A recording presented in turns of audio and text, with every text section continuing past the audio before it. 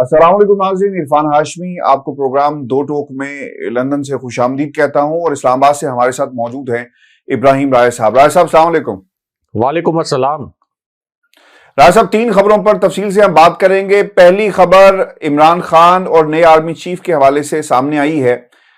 ये बड़ी खबर क्या है, इसकी तफसील दो टोक के इस प्लेटफॉर्म में अपने सुनने वालों के सामने रखेंगे। और फिर खान साहब की तकरीर के 7 बड़े निकात जिसे पाकिस्तान के मीडिया ने डाउन प्ले किया, ये 7 निकात क्या हैं वो भी हम शेयर करेंगे। और फिर आखिर में खान साहब ने फैसला किया है कि हुकूमतों से निकल जाएंगे और अब सियासी हिकमत अमली क्या पाकिस्तान तहरीक इंसाफ जो है अपनाने जा रही है। लेकिन राय साहब, पहले तो दो टोक के जो तज्जिए हैं, ऐसा लग रहा है कि पाकिस्तान तहरीक इंसाफ की जितनी भी हमें कैंपेन नजर आती है वो वीडियोस जो हैं वो शेयर की जाती हैं और हमने इसकी एक रिफ्लेक्शन जो है इनकी कैंपेन और तकरीरों में भी देखी है। और फिर राय साहब, कल हमने बता दिया था बड़ी तफसील के साथ कि खान साहब धरना नहीं देंगे और आज जो आखिरी जुमला था उनका कौम के सामने धरना ना देने का उन्होंने फैसला किया, बल्कि एक नई हिकमत अमली कौम के सामने रख दी है। हैविंग सेड दैट, आज जो खान साहब की तकरीर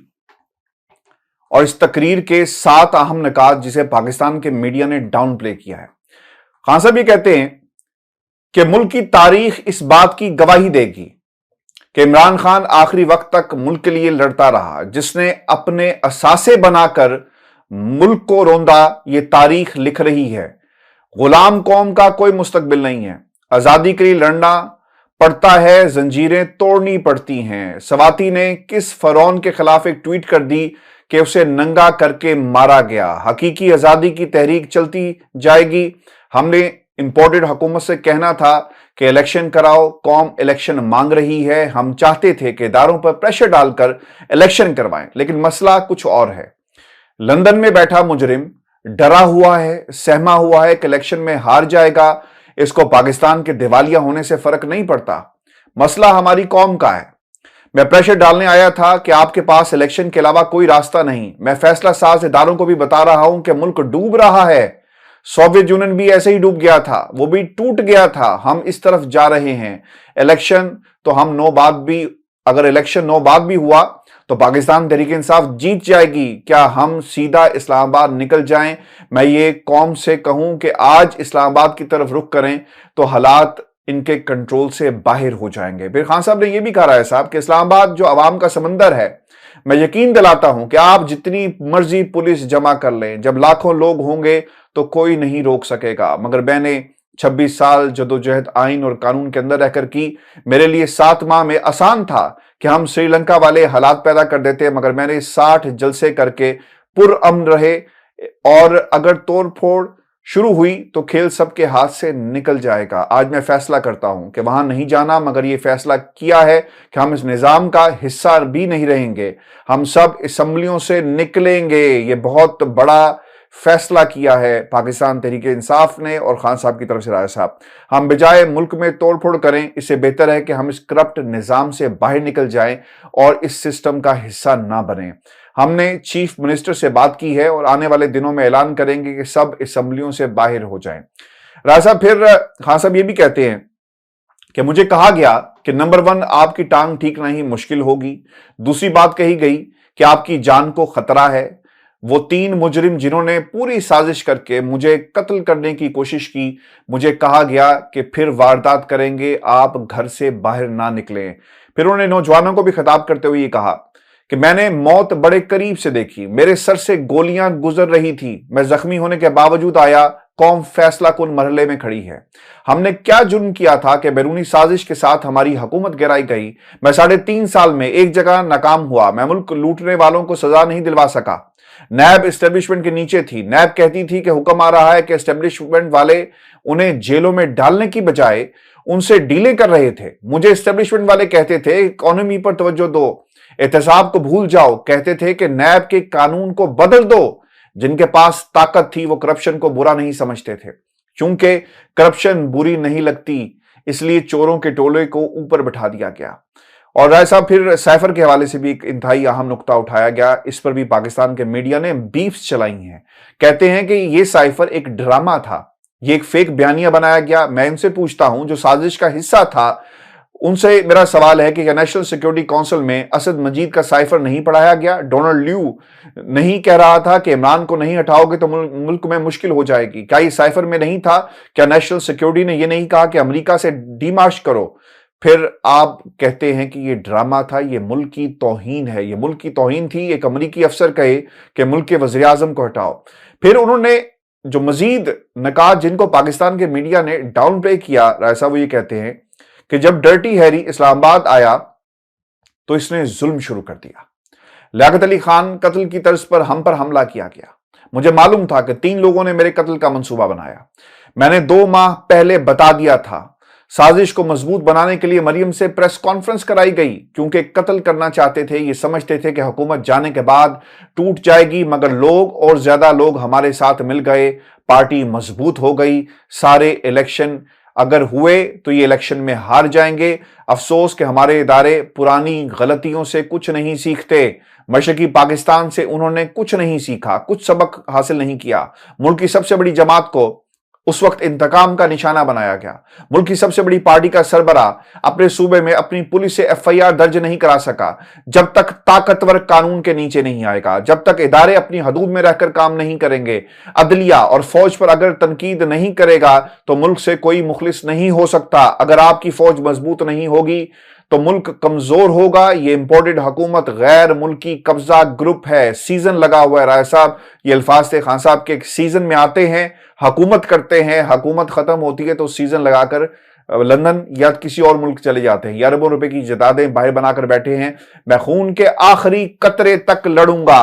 رائے صاحب، ایک نئی حکمت عملی، ایک نیا جوش، اور پاکستان کی سیاست جس کے بارے میں نون لیگ یہ کہتی تھی کہ شاید یہ خان صاحب بند گلی میں چلے گئے ہیں، ان کے پاس راستہ موجود نہیں آرمی چیف کی تعیناتی کے بعد، لیکن سیاست کا ایک نیا رخ ہم دیکھ رہے ہیں پاکستان میں۔ رائے صاحب، کیا ہونے جا رہا ہے؟ خان صاحب کی تقریر، 7 نکات جو پاکستان کے میڈیا نے ڈاؤن پلے کیے، کیا کہیں گے اس تقریر کے حوالے سے؟ اور سیاسی جو کینوس ہے وہ بدلنے جا رہا ہے۔ دیکھیں ہاشمی صاحب، ایک تو چونکہ میں اسلام آباد میں رہتا ہوں اور اسلام آباد میں صحافت کرتا ہوں، 22-23 سال ہو گئے اسلام آباد میں صحافت کرتے ہوئے، تو پہلے تو اس جلسے میں کتنے لوگ تھے ان کا تعین کرنا بہت اہم ہے، کیونکہ نون لیگ نے اور نون لیگ کے قریبی دانشوروں نے اور نون لیگ کے قریبی صحافیوں نے یہ ایک بیانیہ بنایا کہ یہ کوئی بہت بڑا شو نہیں تھا، یہ کوئی بہت بڑا جلسہ نہیں تھا۔ لیکن ہاشمی صاحب، میں خود آج روڈز کے اوپر اور وہ راستے جو کہ اس جلسہ گاہ کی جانب جاتے تھے، میں خود ان راستوں کے اوپر گیا، میں نے خود اس کراؤڈ کو دیکھا، اور پھر میں جس چینل کو اسلام آباد میں ہیڈ کرتا ہوں، میری پوری رپورٹنگ ٹیم بھی اس جلسے کو کور کر رہی تھی، تو مجھے ان سے بھی لمحہ بلمحہ اطلاعات مل رہی تھی کہ کس وقت پر کتنا کراؤڈ ہے اور جلسہ گاہ کے اندر کیا کچھ ہو رہا ہے۔ ایک تو ہاشمی صاحب، جو آپ کا اولڈ ایئرپورٹ ہے، وہاں سے مین ایکسپریس وے جو فیض آباد کی جانب آتی ہے، یہاں پر کنٹینر لگا کر اس کو مکمل طور پر بند کر دیا گیا تھا۔ فیض آباد کا جو ایکسپریس وے ہے جو اسلام آباد کی جانب جاتا ہے، وہاں ایک چھوٹا سا راستہ کھلا رکھ کر یہ تاثر دیا گیا کہ دیکھیں ہم نے فیض آباد کو کھولا ہوا ہے، لیکن فیض آباد تک پہنچنے سے پہلے جو لوگ اسلام آباد میں رہتے ہیں وہ میری بات کو زیادہ اچھے طریقے سے انڈرسٹینڈ کر سکتے ہیں کہ جو آپ کا اولڈ ایئرپورٹ ہے کورال چوک کے قریب، وہاں پر کنٹینرز کا پہاڑ تھا، اور میں بھی جب وہاں سے نکلنے لگا تو میری گاڑی کو وہاں سے جگہ نہیں مل رہی تھی۔ پھر وہاں پر ایک پولیس آفیسر تھے، انہوں نے مجھے پہچان لیا۔ پھر ایک تھوڑی سی جگہ سے، میں نے ظاہر ہے کہ میڈیا میں کام کرتا ہوں تو مجھے اپنی اسائنمنٹ پہ بھی پہنچنا ہوتا ہے، تو پھر میں وہاں سے نکلا، لیکن پی ٹی آئی کی کوئی گاڑی، کوئی ایک موٹر سائیکل بھی وہاں سے نہیں نکل سکا۔ اور اس وقت میرا یہ خیال تھا کہ رانا ثناء اللہ کم سے کم کنٹینر لگا کر اسلام آباد کو ایک قلعے میں تبدیل کر کے، راولپنڈی کو اور ریڈ زون کو ایک جیل میں بدل کر اس اجتماع کا کسی نہ کسی حد تک امپیکٹ کم کرنے میں کامیاب ہو جائیں گے۔ لیکن ہاشمی صاحب، 12:30-1 بجے کے بعد ان تمام کنٹینرز کے باوجود وہ جو ایک بالکل چھوٹا سا پتلا سا راستہ چھوڑا گیا تھا جی ٹی روڈ کی جانب سے، جو راولپنڈی میں کچہری روڈ ہے اس جانب سے، اور پھر کے پی سے جو موٹر وے سے قافلے آئے اور پنجاب سے، ہاشمی صاحب اس کے بعد یہ اتنا میسو شو بن گیا کہ پاکستان کی تاریخ میں راولپنڈی میں اتنا بڑا جلسہ نہیں ہوا. عمران خان صاحب کا بھی راولپنڈی میں اس سے پہلے اتنا بڑا جلسہ کبھی نہیں ہوا.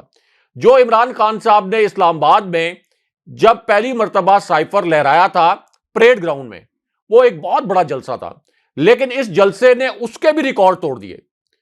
یعنی یہ راولپنڈی کی تاریخ کا نہ صرف یہ کہ سب سے بڑا جلسہ تھا، بلکہ عمران خان صاحب کے جو اپنے جلسے ہیں ان سے بھی بہت بڑا جلسہ تھا.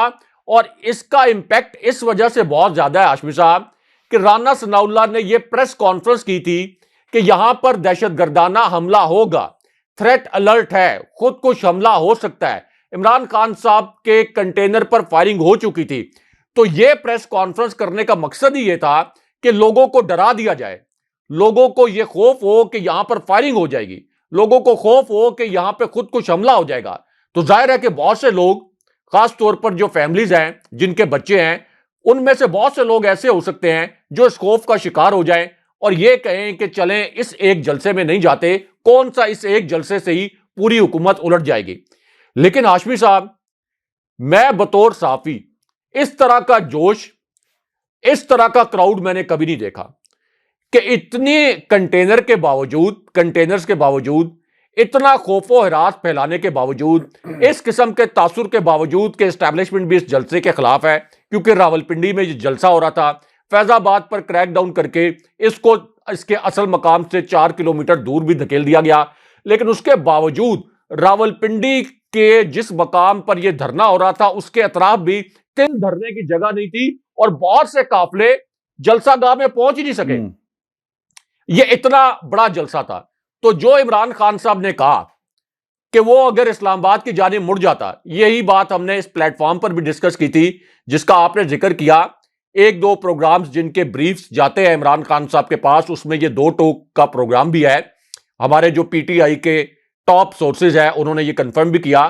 تو یہی بات ہم نے بھی کی تھی کہ اسلام آباد کی جانب اگر عمران خان صاحب اس وقت جانے کا ارادہ کر لیں تو کوئی پولیس، کوئی فوج، کوئی سیکیورٹی فورسز اتنی بڑی تعداد میں عوام کو نہیں روک سکتے، اور یہ آج کے دن میں ہی حکومت الٹ جاتی. ہاشمی صاحب، یہ ریڈ زون میں اس قسم کی سچویشن پیدا ہو جاتی تو جہاں پر اداروں کو انٹروین کرنا پڑتا اور سری لنکا والے جو حالات ہیں وہ بن جاتے. یہاں تک کہ ہاشمی صاحب جہاں سے یہ جلسہ ہو رہا تھا، جہاں پر یہ جلسہ ہو رہا تھا، اگر عمران خان صاحب جیسے پہلے تاثر تھا، ابھی اگر آرمی چیف کی اپائنٹمنٹ نہ ہوئی ہوتی، یعنی نئی اسٹیبلشمنٹ نہ آئی ہوتی ابھی، تو جس طرح سے پہلے تاثر تھا کہ راولپنڈی کے حساس مقامات پر بھی جا سکتا تھا یہ جلسہ، تو ادھر بھی رخ مڑ جاتا. تو لوگ اتنے پرجوش تھے کہ لوگ اس طرف بھی چلے جاتے. جو لوگ اس کے باوجود کہ بار بار کہا گیا کہ یہاں پر خود کش حملہ ہو سکتا ہے، لوگ جان پر کھیل کر آگے، تو وہ اس طرف بھی جا سکتے تھے. آپ کوئی سوال کرنا چاہ رہے تھے؟ ورنہ میں پھر 2 پوائنٹ اور بیان کر دوں. جی نہیں، میں یہ کہہ رہا ہوں کہ اگر میں یہ کہوں کہ آج ہی خان صاحب کو 2/3 اکثریت مل گئی تو کیا یہ صحیح ہوگا کہنا؟ ہاشمی صاحب، یہ صحیح نہیں ہوگا. صحیح یہ ہوگا کہ عمران خان صاحب کو 3/4 اکثریت مل گئی. بالکل ٹھیک ہے. راولپنڈی میں جلسہ کرنا ایک ایسی صورتحال میں جب یہ تاثر ہو کہ اسٹیبلشمنٹ آپ کے خلاف کھڑی ہے، راولپنڈی طاقتور حلقوں کا شہر ہے، یہ تاثر ہو کہ عمران خان صاحب کا لانگ مارچ GHQ کی جانب بھی جا سکتا ہے، پوری ریاستی مشینری اسلام آباد کو، راولپنڈی کو جیل میں بدل چکی ہو، تو ہاشمی صاحب اس قسم کا جلسہ اگر پورے مہینے پی ڈی ایم کی 14 جماعتیں ہر روز یہاں پر لوگ لائیں تو پورے مہینے کی آپ گنتی کریں لوگوں کی، وہی لوگ بار بار آئیں تو تب بھی اتنے لوگ اکٹھے نہیں ہو سکتے. اور پھر لوگوں کا جو جوش تھا، یعنی یہ کوئی لا تعلق قسم کا کراؤڈ نہیں تھا کہ اوپر عمران خان صاحب تقریر کر رہے ہیں، نیچے لوگ لا تعلق بیٹھے ہیں، یا کوئی بریانی کی پلیٹوں کے اوپر ٹوٹے ہوئے ہیں، یا قیمے والے نانوں کے اوپر ٹوٹے ہوئے ہیں. یہاں پر عمران خان صاحب جو الفاظ بول رہے تھے ان کا ایک ڈائریکٹ آپ کہہ لیں کہ وہ ریلیٹ کر رہے تھے لوگ عمران خان صاحب کے ساتھ خود کو، اور اس وقت نعرے بھی لگ رہے تھے. بہت سے لوگوں کو ہم نے دیکھا کہ وہ شدت جذبات سے روتے بھی رہے. خاص طور پر عمران خان صاحب کی جو فوٹیج آئی جس میں ہم نے دیکھا کہ بڑی تکلیف میں وہ جلسہ گاہ میں داخل ہوئے، وہ بھی دیکھیں آپ کتنی وائرل ہے. اب جو 7 پوائنٹس آپ نے بتائے ان کو ذرا ڈسکس کرتے ہیں، کیونکہ یہ بڑے حساس قسم کے پوائنٹس تھے اور میڈیا نے نہ صرف یہ کہ ان کو ڈاؤن پلے کیا بلکہ ان کو مکمل طور پر سنسر بھی کر دیا، کیونکہ کئی جگہ ایسی تھی جہاں عمران خان صاحب نے جملہ بولا اسٹیبلشمنٹ کے متعلق تو بیچ میں جو نیوز اینکر ہیں، جو ایک روایتی طریقہ ہوتا ہے، اس کو بلوا دیا جاتا تھا کہ چلے اب آپ کچھ پڑھنا شروع کر دیں کوئی خبر۔ ایک تو عمران خان صاحب نے اشارتاً army chief general Qamar Javed Bajwa کا ذکر کیا۔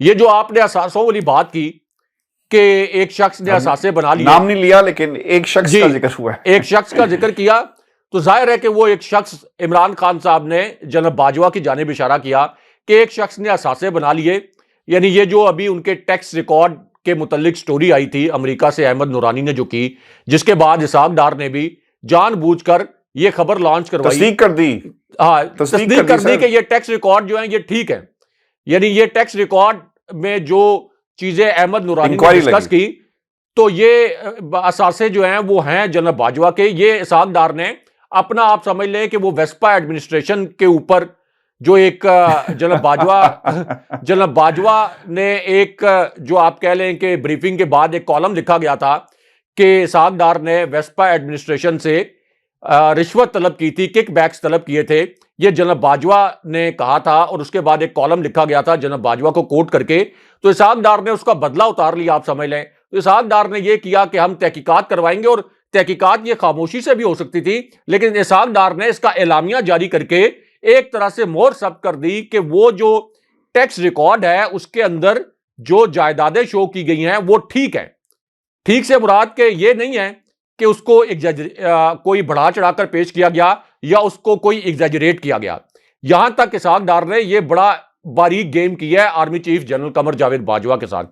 تو ایک تو عمران خان صاحب کا اشارہ جنرل باجوہ کی جانب تھا، جنرل باجوہ کی جانب فنگر پوائنٹنگ کرتے ہوئے عمران خان صاحب نے یہ بات بھی کی کہ انسانی حقوق کو کرش تو کر دیا آپ نے، لیکن آپ نے اپنی جائیدادیں بنا لیں۔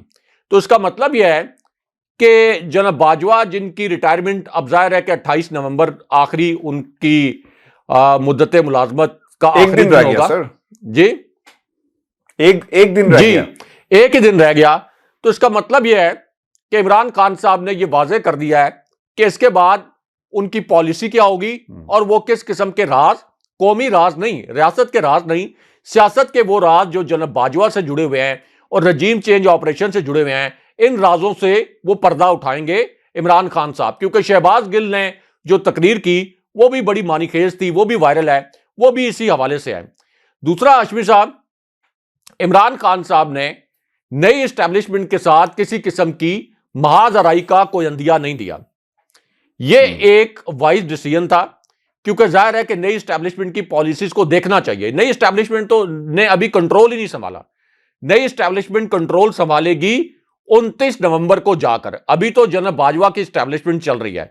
تو اس وجہ سے عمران خان صاحب نے یہ جو بات کی کہ الیکشن 2 مہینے بعد ہوں، 4 مہینے بعد ہوں، 9 مہینے بعد ہوں، ہمیں تو انتخابی کیمپین بھی نہیں کرنی پڑے گی اور ہم الیکشن جیت جائیں گے۔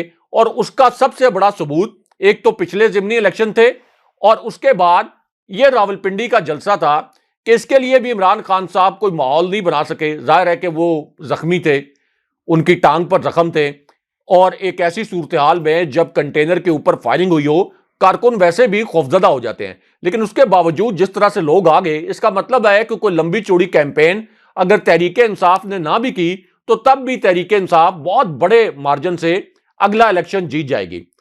اب ہاشمی صاحب اسٹیبلشمنٹ کو انہوں نے یہ پیغام بھی دیا کہ دیکھ لیں کہ army chief general Qamar Javed Bajwa کی اسٹیبلشمنٹ، جن کے متعلق عمران خان صاحب کہتے ہیں کہ وہ رجیم چینج آپریشن میں ملوث تھی، ان کے متعلق عوام میں کیا تاثر پیدا ہوا، عوام نے جنرل باجوہ سے کس قسم کے سوالات کیے، عوام نے فوج سے، ادارے سے کس قسم کے سوالات کیے، اور ساتھ ہی خان صاحب نے کہا کہ میں کبھی بھی نہیں چاہتا کہ میری فوج کمزور ہو، یعنی تاثر یہ تھا کہ میں کبھی بھی نہیں چاہتا تھا کہ میری فوج سے اس قسم کے سوالات ہوں، میری فوج کے سپہ سالار سے اس قسم کے سوالات ہوں، کیونکہ جن ممالک کی افواج کمزور ہو جاتی ہیں، تقسیم ہو جاتی ہیں، ان کا حشر ہم دیکھ چکے ہیں۔ تو اصل میں وہ حوالہ دے رہے تھے ایک طرح سے اسٹیبلشمنٹ کو ایک پیغام دے کر، جو نئی اسٹیبلشمنٹ آنے والی ہے، کہ آپ نے یہ دیکھنا ہے کہ عوام کیا چاہتی ہے، عوام کس کے ساتھ کھڑی ہے۔ آپ کو ہم یہ نہیں کہہ رہے کہ مجھے آپ اٹھا کر پرائم منسٹر بنا دیں، آپ کو ہم صرف یہ کہہ رہے ہیں کہ ایک فری اینڈ فیئر الیکشن ہو اور فری اینڈ فیئر الیکشن کی راہ اس لیے ہموار کی جائے کہ یہ جو حکومت آئی یہ رجیم چینج آپریشن کے نتیجے میں آئی اور اس کے بعد اس نے اکانومی کو مکمل طور پر کولیپس بھی کر دیا. اگر تو یہ ملک کو آگے بڑھاتی تو پھر تو کہا جاتا کہ چلے ایک رجیم چینج آپریشن تو ہو گیا، حالانکہ اس وقت بھی وہ کسی صورت جسٹیفائیڈ نہیں تھا، لیکن پھر بھی کہا جاتا کہ چلیں آپ کی اکانومی تو ایکسل کر رہی ہے. الٹا انہوں نے معیشت کو تباہ بھی کر دیا. پھر خان صاحب نے جو مشرقی پاکستان کی بات کی کہ مشرقی پاکستان جیسے حالات ہو جائیں گے، اصل میں یہ بھی جنرل باجوہ کو انہوں نے ایک پیغام دیا. جنرل باجوہ کے متعلق جب یہ پیغام دے رہے تھے عمران خان صاحب، ایک مرتبہ پھر میڈیا نے اس کو سنسر کیا، اور کیونکہ جنرل باجوہ نے جو آخری تقریر کی تھی یوم شہداء کے موقع پر، وہاں پر انہوں نے مشرقی پاکستان کا جو سانحہ تھا اس پر بات کرتے ہوئے یہ کہا کہ یہ ایک سیاسی ناکامی تھی، اور اس طرح کی بھی انہوں نے باتیں کی کہ فوج کو نشانہ بنایا گیا، فوج کو تہذیب کا نشانہ بنایا گیا، فوج کے اوپر الزامات لگائے گئے. تو وہاں پر اصل میں وہ عمران خان صاحب کی بات کر رہے تھے، عمران خان صاحب کی جانب اشارہ کر رہے تھے. تو اب عمران خان صاحب نے جنرل باجوہ کی اس بات کا جواب دیا ہے، کیونکہ اس کے بعد سے خان صاحب نے کوئی پریس کانفرنس نہیں کی تھی، تو خان صاحب نے کیمروں کے سامنے جواب دیا ہے کہ آپ کی وجہ سے یا آپ کی پالیسیز کی وجہ سے ملک کے اندر مشرقی پاکستان جیسے حالات پیدا ہو سکتے ہیں. اور کیوں پیدا ہو سکتے ہیں ہاشمی صاحب؟ مشرقی پاکستان کے حالات جو تھے یعنی 1971 میں جن حالات کی وجہ سے اتنا بڑا سانحہ ہو گیا، آپ دیکھ لیں کہ اس وقت ملک کی سب سے پاپولر پارٹی کون ہے؟ کون سی پارٹی ہے جو اس وقت ملک کے تمام صوبوں میں نمائندگی رکھتی ہے؟ کون سا لیڈر ہے جو کہ پاکستان کے صحراؤں میں بھی بہت بڑے بڑے جلسے کر سکتا ہے، خیبر سے لے کر کراچی تک کسی بھی علاقے میں جا کر، یعنی کراچی میں، لاہور میں، کوئٹہ میں، پشاور میں، کے پی کے کسی علاقے میں، میاں والی میں، سینٹرل پنجاب میں، کوئی ایسا علاقہ نہیں ہے پاکستان کے اندر جہاں عمران خان صاحب جا کر میسو قسم کے جلسے نہ کر سکتے ہیں، اور انہوں نے ہر علاقے میں جا کر یہ جلسے کر کے دکھائے ہیں. اس کا مطلب کیا ہے کہ عمران خان صاحب پاکستان کے اندر اس وقت واحد بائنڈنگ فورس ہیں، واحد فورس ہیں جو تمام صوبوں کو متحد رکھ سکتے ہیں، ایک پیج پر رکھ سکتے ہیں، جو کہ آپ کے تعصبات ہوتے ہیں، یعنی صوبوں کے درمیان علاقائی تعصبات، رنگ و نسل کے تعصبات، ان تمام تعصبات کو ختم کرنے والا یا جس میں یہ صلاحیت ہو سکتی ہے کہ جو ختم کر سکتا ہے ان تعصبات کو، وہ اس وقت عمران خان صاحب ہے. پھر ظاہر ہے کہ ان کی کے پی میں حکومت، پنجاب میں حکومت، پارلیمنٹ کے اندر سب سے بڑی قوت عمران خان صاحب، اسلام آباد کی تینوں نشستیں قومی اسمبلی کی عمران خان صاحب کے پاس، آزاد کشمیر میں ان کی حکومت، گلگت بلتستان میں عمران خان صاحب کی حکومت. تو اس کا مطلب یہ ہے کہ آپ ایک ایسے لیڈر کو نشانہ بنانے کی کوشش کر رہے ہیں، ایک ایسی پارٹی کو نشانہ بنانے کی کوشش کر رہے ہیں جو کہ اس وقت ملک کے 80% سے زائد علاقے کی حکمران ہے، اور ایک ایسا لیڈر جو کہ ملک کے 99% علاقوں میں انتہائی مقبول ہے، اور باقی 14 جماعتیں جن کو مسلط رکھنے کی کوشش کی جا رہی ہے ان کی کلیکٹیو پاپولیرٹی ایک ہی نہیں، کلیکٹیو پاپولیرٹی 20% کے بھی قریب نہیں ہے. اگر تو یہ ہو نا کہ نون لیگ کی کوئی 20% کے قریب ہو تو پھر بھی کہا جائے کہ چلیں ایک طرف 80% عمران خان صاحب کی، 20% نون لیگ کی، ان تمام جماعتوں کی ملا کر پاپولیرٹی 20% نہیں ہے، کیونکہ یہ ضمنی الیکشن دونوں یہ 14 جماعتوں نے ملا کے مل کے لڑے، اور اس کے باوجود 3/4 اکثریت سے عمران خان صاحب جیت گئے. ان کو اتنی عبرتناک شکست عوام نے دی، تو عوام تو عمران خان صاحب کے ساتھ کھڑے ہیں.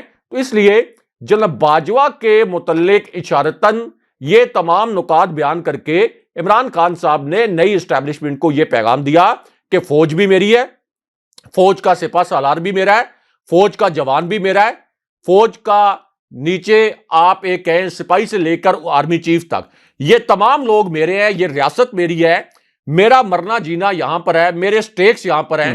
جس طرح سے عمران خان صاحب کو گولیاں لگیں، عمران خان صاحب باہر نہیں گئے. اس سے پہلے عمران خان صاحب کا نام ECL پر نہیں تھا، ان پر دہشت گردی کا مقدمہ بنا، عمران خان صاحب باہر نہیں گئے.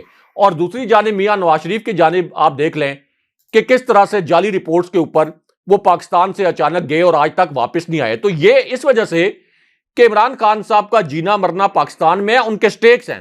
یہ باقی تو شریف خاندان، انہوں نے تو جب ان کو موقع ملے گا، یعنی ایک ایسے موقع پر جب ڈیل کے تحت یہ اقتدار میں آ جائیں گے، جیسے اقتدار ختم ہوگا یہ بوریاں بستر اپنا لپیٹتے ہیں، انہوں نے اپنے اکاؤنٹ سارے باہر بنائے ہوئے ہیں، اپنے کاروبار باہر سیٹل کیے ہوئے ہیں، اپنے شاہی محلات باہر بنائے ہوئے ہیں، انہوں نے تو باہر چلے جانا ہے۔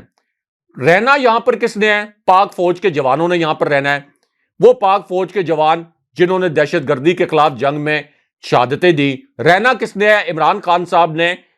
جو عام لوگ ہیں، چاہے وہ پیپلز پارٹی کے ورکر ہیں، پی ٹی آئی کے ورکر ہیں، نون لیگ کے ورکر ہیں، انہوں نے اسلام آباد میں پاکستان میں رہنا ہے۔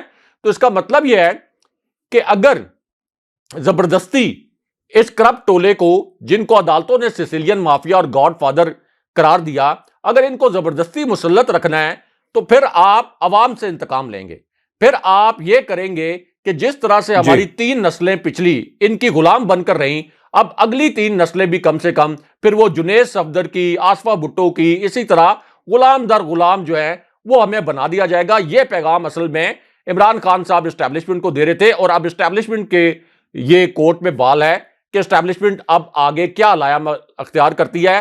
کیا وہ چاہیں گے کہ جو غیر مقبولیت، ان پاپولرٹی جناب باجوہ کی اسٹیبلشمنٹ کے حصے میں آئی، کیا آگے اسی طرح کے حالات چلنے چاہیے، یا ملک میں یہ انتشار کی کیفیت ختم ہو، یہ جو سوالات کیے جاتے ہیں پیچیدہ قسم کے فوج سے، یہ سلسلہ ختم ہونا چاہیے؟ اچھا راجہ صاحب، یہ اب حکومتوں سے نکلنے کی بات ہو رہی ہے، اور خان صاحب کی حکومت ہے کے پی میں اور پنجاب کے اندر اوبیسلی ایک کولیشن گورنمنٹ ہے۔ کولیشن بھی ایسی ہے کہ 10 سیٹس جو ہیں اس کی اگر یہ اپوزیشن کے پاس چلے جائیں تو وہ حکومت بنا لیں گے، اور یہ 10 سیٹیں بڑی اہم ہیں۔ ہم نے خان صاحب کے اوپر یہ جو حملہ اور پھر اس کی ایف آئی آر کا جو معاملہ تھا، اس میں دیکھ لیا کہ پنجاب حکومت کی کیپیسٹی کیا ہے، پرویز الہی صاحب کہاں پر کھڑے ہیں، پولیس کس کے ساتھ ہے، کون سے لوگ جو ہیں وہ چل رہے ہیں، نامزد لوگ نہیں ہوتے، اور جو کیپیسٹیز ایشوز تھے پنجاب گورنمنٹ کے اور خان صاحب کی حکومت کی کتنی انوالومنٹ ہے یا ان کی پارٹی کی کتنی سی ہے، وہ بھی ہمیں نظر آ گئی۔ اب عمران خان نے اپنا کیس ہی یہی جو ہے وہ اسٹیبلش کیا کہ ہم اگر حکومتیں ہماری ہونے کے باوجود ملک کا سابق وزیر اعظم اگر ایف آئی آر درج نہیں کروا سکتا تو پھر حکومتوں میں رہنے کا کوئی فائدہ نہیں ہے، اور یہ سرپرائز تھا، یہ ایکسپیکٹ نہیں کر رہی تھی اپوزیشن حکومت، جو ماضی میں کہتی رہی کہ اگر خان صاحب چاہتے ہیں کہ الیکشن کروائیں تو ٹھیک ہے، اسمبلیوں سے استعفے دیں۔ آج تو سر یہ ٹیبل پر بات آ گئی ہے، کتنا سرپرائز ایلیمنٹ ہے اس کے اندر۔ خان صاحب کس طرح پنجاب کے اندر پرویز الہی والا فیکٹر جو ہے اسے کنٹرول کر پائیں گے، کیونکہ رابطے تو پرویز الہی کے ہمیشہ سے رہے، وہ تو وکٹ کے ہر طرف کھیل رہے ہیں اور دونوں طرف سے کھیل رہے ہیں، دونوں طرف سے باریاں لے رہے ہیں۔ پرویز الہی فیکٹر کتنا آپ سمجھتے ہیں کہ اس میں پلے ہوگا، اور پھر یہ کیا ممکن ہے کہ کے پی کی گورنمنٹ اور ادھر سے ہو، اور پھر یہ جو گفتگو فواد چودھری صاحب اور باقی لوگوں کی طرف سے بھی کی جا رہی ہے کہ جناب پورے ملک سے اگر پاکستان تحریک انصاف جو ہے وہ اپنے استعفے دے دے، جس طرح کہ کہا جا رہا ہے کہ 859 میں سے اگر 567 نشستوں پر انتخابات ہوں گے، کیا یہ ممکن ہوگا؟ اتنے بڑے لیول پر بائی الیکشنز کروانا، یہ تو بہت ساری سیٹس بن جاتی ہیں۔ دیکھیں ہاشمی صاحب، عمران خان صاحب نے ایک سرپرائز تو دیا ہے، اور ایک لیڈر جہاں سے چیزوں کو دیکھ رہا ہوتا ہے وہ عام لوگوں کو نظر نہیں آتی۔ اس کی وجہ یہ ہے کہ عمران خان صاحب چونکہ پرائم منسٹر رہے ہیں، اور ان کی جگہ کوئی اور بھی پرائم منسٹر رہا ہوتا تو اس کے پاس بہت سی حساس انفارمیشن بھی ہوتی۔ ہو سکتا ہے کہ عمران خان صاحب نے اس انفارمیشن کی بنیاد پر یہ فیصلہ کیا ہو، لیکن ہاشمی صاحب، عمران خان صاحب کے پاس جو بھی انفارمیشن موجود ہے جس کی بنیاد پر انہوں نے یہ بڑا فیصلہ کیا، اور یقیناً ان کے پاس بڑی ٹھوس وجوہات بھی ہوں گی، لیکن میرا ذاتی خیال یہ ہے کہ عمران خان صاحب کو یہ حکومتیں نہیں چھوڑنی چاہیے، کے پی کی حکومت نہیں چھوڑنی چاہیے۔ پنجاب میں اگرچہ بڑی کمپرومائزڈ قسم کی حکومت ہے، لیکن اس کے باوجود میرا خیال ہے کہ عمران خان صاحب کو یہ حکومتیں نہیں چھوڑنی چاہیے۔ اس کی وجہ کیا ہے؟ اس کی وجہ یہ ہے کہ آپ دیکھیں کہ جب حمزہ شہباز کی حکومت تھی پنجاب میں، تو عمران خان صاحب نے جو لانگ مارچ کیا تھا اس کو پنجاب میں ہی کس طرح سے بربریت کا نشانہ بنایا گیا۔ اب چودھری پرویز الہی کی اپنی مجبوریاں ہیں، وہ اپنی سیاست پنڈی کے ساتھ کرتے ہیں، لیکن اس کے باوجود پنجاب سے جو قافلے نکلے اسلام آباد کی حدود تک یا راولپنڈی کی حدود تک، یہاں تک ان کو کوئی خاص مشکلات کا سامنا نہیں کرنا پڑا۔ پھر عمران خان صاحب کی گرفتاری کے لیے جس طرح سے یہ پہلے آپریشنز کرنے کی کوشش کرتے رہے بنی گالہ میں، تو عمران خان صاحب کے پاس 2 صوبائی حکومتوں کے ہوتے ہوئے آپ یہ کہہ لیں کہ ایک احساس تحفظ بھی ہے. عمران خان صاحب لاہور میں بیٹھ کے معاملات کو کنٹرول کر سکتے ہیں, پشاور میں بیٹھ کے معاملات کو کنٹرول کر سکتے ہیں. خاص طور پر کے پی جو ہے یہ عمران خان صاحب کا بہت بڑا سیاسی قلعہ ہے. کے پی کے لوگوں نے عمران خان صاحب کو ووٹ دیا ہے, والہانہ محبت کرتے ہیں. پورا پاکستان ہی ظاہر ہے کہ 80% جو لوگ عمران خان صاحب کے ساتھ کھڑے ہیں, اتنی سپریشن کے باوجود, اتنے خوف کے باوجود, اتنے دباؤ کے ہتھکنڈوں کے باوجود, تو اس کا مطلب ہے کہ عمران خان صاحب سے والہانہ عقیدت کا وہ اظہار کرتے ہیں. تو ہاشمی صاحب, اب کے پی میں بھی اگر عمران خان صاحب حکومت چھوڑیں تو دیکھیں اس سے پہلے جو عمران خان صاحب نے لانگ مارچ کیا تھا, جب عمران خان صاحب کو گرفتاری کے لیے آپریشن 2 مرتبہ بنی گالا ہوا, تو عمران خان صاحب نے وہ لانگ مارچ پشاور سے شروع کیا, جیسے یہ لانگ مارچ عمران خان صاحب نے لاہور سے شروع کیا. تو یہ جو ایڈوانٹیج ہے یہ ختم ہو جائے گا عمران خان صاحب کے پاس سے, کیونکہ اس حکومت نے الیکشن تو کروانا نہیں. یعنی اگر یہ سمجھا جا رہا ہے کہ یہ کوئی الیکشن کروا دیں گے, کوئی بہت بڑا آئینی بحران پیدا ہو جائے گا, تو ہاشمی صاحب الیکشن کمیشن بھی ان کے ساتھ ملا ہوا ہے. فی الحال نئی اسٹیبلشمنٹ کی کوئی بھی پالیسی منفی یا مثبت وہ سامنے نہیں آئی ہے.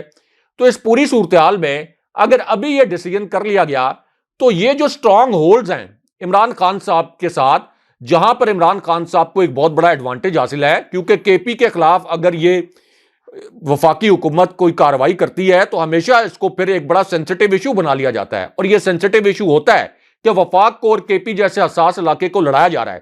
کے پی ہماری فوج کے لیے بھی بہت حساس ہے, کیونکہ اس وقت چونکہ فوج کا پاکستان کے سیاسی مستقبل کے حوالے سے, اگرچہ فوج کہتی ہے کہ ہم غیر سیاسی ہیں, لیکن سب کو پتا ہے کہ پاکستان کے سیاسی مستقبل کے حوالے سے فوج کا بڑا اہم کردار ہوگا. تو فوج کے لیے بھی کے پی بڑا حساس علاقہ ہے. تو عمران خان صاحب اگر وہاں کے حکمران رہیں گے تو فوج کے لیے بھی یا وفاقی حکومت کے لیے, اچھا نہیں رائے صاحب, اس میں ایک اور نقطہ بھی ہے, بس میں کمپلیٹ کر لوں 30 سیکنڈ میں. تو اس لیے یہ عمران خان صاحب کو جو ایڈوانٹیج ہے حساس نوعیت کا, یہ ان کو نہیں چھوڑنا چاہیے. گلگت بلتستان ہماری فوج کے لیے بڑا حساس علاقہ ہے, ہماری ریاست کے لیے. آزاد کشمیر بھی اسی طرح ہماری ریاست کے لیے بہت ایک حساس علاقہ ہے. تو عمران خان صاحب کو یہ جو ایڈوانٹیج ہے بائنڈنگ فورس کا اور پھر اپنی حکومتیں ہونے کا, میرا ذاتی خیال ہے کہ یہ عمران خان صاحب کو نہیں چھوڑنا چاہیے. لیکن اگین عمران خان صاحب کے پاس ہو سکتا ہے کہ کوئی اس قسم کی انفارمیشن ہو کہ اگر وہ یہ سٹیپ لیں تو ہو سکتا ہے کہ وہ الیکشن کی راہ ہموار کرنے میں کامیاب ہو جائیں. تو وہ جو عمران خان صاحب کے پاس انفارمیشن ہے وہ ابھی تک اگرچہ شیئر نہیں کی گئی, لیکن یقیناً عمران خان صاحب کے پاس کوئی فارمولا بھی ہوگا. جی دیکھیں رائے صاحب, وقت سے پہلے الیکشن میں نا ایک سٹرانگ مزید جو ہے وہ پیغام جائے گا کہ یہ حکومت نالائق ہے, نالائق تو ہے لیکن اس پہ مہر لگ جائے گی. اس لیے خان صاحب چاہتے ہیں کہ وقت سے پہلے الیکشن ہو تاکہ ملک کو اس کا فائدہ ہو سکے. لیکن اگر آپ نے ٹائم کو اگر کیلکولیٹ کریں نا تو جولائی کے اندر جا کر حکومت کا وقت ختم ہو جائے گا, اور پھر 3 ماہ جو ہیں آپ کی نگران حکومت ہے. تو سر ٹائم تو ویسے بھی اتنا نہیں رہ گیا کہ ہم کہیں کہ حکومت جو ہے وہ سڑکوں پر ختم کر کے سب کچھ سڑکوں پر آ جائیں. تو ڈو یو تھنک کہ یہ اتنا زیادہ وائبل ہوگا, کیونکہ وقت تو بہت کم رہ گیا. اگر 2 سال ہوتے یا 1.5 سال ہوتا تو ہم کہتے کہ ہاں بالکل ٹھیک ہے. ہاشمی صاحب, عمران خان صاحب کو سیاسی میدان سے باہر کرنے کے لیے ابھی بڑے آپریشن ہونے ہیں, کیونکہ پتہ ہے اس امپورٹڈ حکومت کو کہ عمران خان صاحب کو یہ انتخابی میدان میں نہیں ہرا سکتے. ابھی بڑے آپریشن ہونے ہیں عمران خان صاحب کی گرفتاری کے لیے, عمران خان صاحب کو ٹیکنیکل گراؤنڈز کے اوپر ناک آؤٹ کرنے کے لیے. تو اگر تو یہاں پہ کوئی آزاد الیکشن کمیشن ہوتا, اگر جو یہاں پر آپ کے انصاف دینے والے ادارے آزاد ہوتے, تو پھر تو یہ کہا جاتا کہ عمران خان صاحب کے اس سٹیپ سے کوئی بہت بڑا آئینی بحران پیدا ہو جائے گا اور ملک کی بہتری کے لیے نئے الیکشن کی جانب حالات چلے جائیں گے. لیکن یہاں تو سارے ملے ہوئے ہیں. آپ دیکھ لیں کہ سپریم کورٹ ٹس سے مس نہیں ہوتی, الیکشن کمیشن ٹس سے مس نہیں ہوتا. تو اس پوری صورتحال میں مجھے لگتا ہے, میری ظاہر ہے کہ ایک رائے ہے جو غلط بھی ہو سکتی ہے, لیکن میرا تجزیہ یہ ہے کہ عمران خان صاحب کو یہ اپنے سٹرانگ ہولڈز نہیں چھوڑنے چاہیے. یہ اگلے 3 ماہ میں عمران خان صاحب کے خلاف اور تحریک انصاف کے خلاف جو آپریشنز ہونے ہیں, جو اس امپورٹڈ حکومت نے کرنے ہیں, اس سے بہت حد تک تو نہیں لیکن کسی حد تک تو تحفظ ملے گا, اور عمران خان صاحب ایک سیاسی بارگیننگ کی پوزیشن میں بھی رہیں گے. دوسرا, آپ یہ دیکھیں گے کہ عمران خان صاحب نے اگر اسمبلیاں تحلیل کرنے کی کوشش کی, یہ ملی بھگت کر کے کوئی نہ کوئی آپ یہ کہہ لیں کہ ایسا موو کر لیں گے, ریکوزیشن فائل کر دیں گے کہ عمران خان صاحب کو جو وہ چاہتے ہیں وہ بھی نہیں کرنے دیا جائے گا, اور یہ حکومتیں بھی ہاتھ سے نکل جائیں گی. اور پھر ظاہر ہے کہ پارٹی کے اندر سے بھی 1-2% لوگ ایسے بھی ہو سکتے ہیں جو یہ کہیں کہ نہیں اسمبلیاں نہ تحلیل کریں، تو پھر جو پارٹی کو توڑنے کے اوپر جو ابھی تک مشن ناکام رہا ہے تو ہو سکتا ہے کہ اس مشن کو بھی آگے بڑھانے کی کوشش کی جائے. میری ذاتی رائے یہ ہے کہ یہ فیصلہ شاید اس کے اوپر ایک اور تھاٹ پروسیس کی ضرورت ہے، اور پروبیبلی جو عمران خان صاحب نے کہا کہ پھر ہم مشورہ کریں گے، ہو سکتا ہے کہ یہ فیصلہ فوری طور پر نہ کیا جائے، کہیں جا کے مارچ کے قریب یا اپریل کے قریب جا کے کیا جائے. بہت شکریہ ایسا ویورز جی، آج کا ہمارا شو تھا. اپنے کمنٹ ضرور بھیجیے گا، چینل کو سبسکرائب کرنا مت بھولے. اجازت دیجیے. اللہ نے کے